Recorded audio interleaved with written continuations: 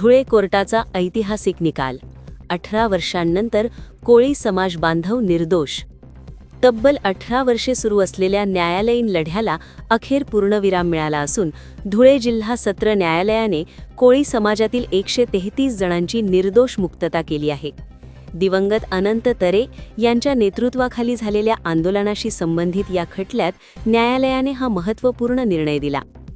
10 August 2009 रोजी धुळे जिल्हाधिकारी कार्यालयावर महाराष्ट्र कोळी समाज संघाच्या वतीने मोठा मोर्चा काढण्यात आला होता। जातीचे दाखले व जात वैधता प्रमाणपत्रे सुलभतेने मिळावेत या प्रमुख मागण्यांसाठी हा मोर्चा आयोजित करण्यात आला होता। या आंदोलनाचे आयोजन समाज नेते शानाभाऊ सोनवणे यांनी केले होते।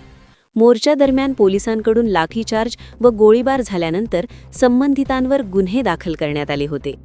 या घटनेनंतर दाखल झालेला खटला तब्बल 18 वर्षे न्यायालयात प्रलंबित होता। दिवंगत अनंत तरे यांच्या निधनानंतरही हा लढा थांबला नाही। गेल्या 5 वर्षात मोर्चाचे आयोजक शानाभाऊ सोनवणे तसेच महाराष्ट्र कोळी समाज संघाचे समन्वयक योगेश कोळी यांनी न्यायालयात बाजू मांडत लढा कायम ठेवला। अखेर न्यायालयाने पुराव्याअभावी सर्व आरोपींची निर्दोष मुक्तता करत सरकारच्या कारवाईवर ताशेरे ओढले। संबंधितांना खोट्या गुन्ह्यात गोवल्याचे निरीक्षण न्यायालयाने नोंदवले। या प्रकरणात ज्येष्ठ विधिज्ञ ॲडव्होकेट राजेंद्र गुजर यांनी प्रभावीपणे बाजू मांडली। त्यांच्या कार्याबद्दल महाराष्ट्र कोळी समाज संघ व तरे कुटुंबियांनी कृतज्ञता व्यक्त केली आहे।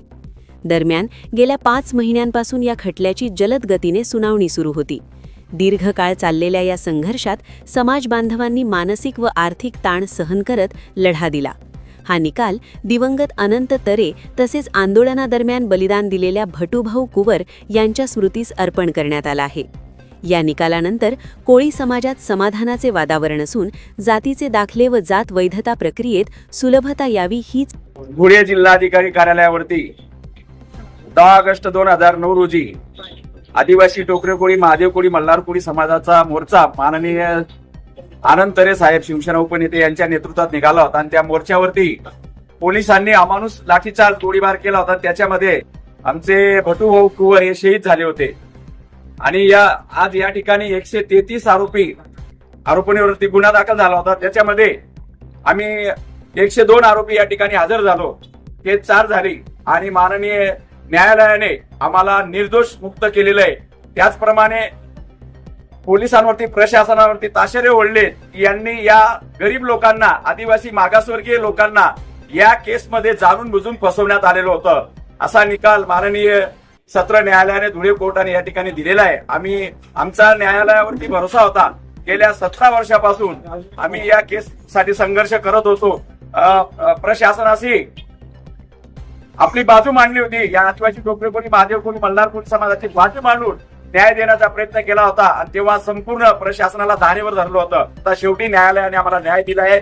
मी न्यायालयाचे आणि आमच्या पाठीशी जे उभे राहिले त्यांचे मी आभार मानतो। त्याप्रमाणे आमची केस मेहता बापू स्वर्गवासी आणि त्याच्यानंतर सुनील जैन आणि आज गुर्जर वकील साहेब यांनी आमची केस लढली आणि त्यांनी आम्हाला अतिशय कमी फी मध्ये गरीब लोक असल्यामुळे आम्हाला न्याय मिळवून दिला गुर्जर वकील साहेबांचे पण मी आभार मानतो। आणि माझ्या समाज बांधवांना 30 वर्षे बंद असलेले दाखले जे बंद होते ते आज म्हणजे 1980 ते 2010 पर्यंत टोकरे कोळीचे दाखले धुळे जिल्ह्यामध्ये पूर्ण बंद होते।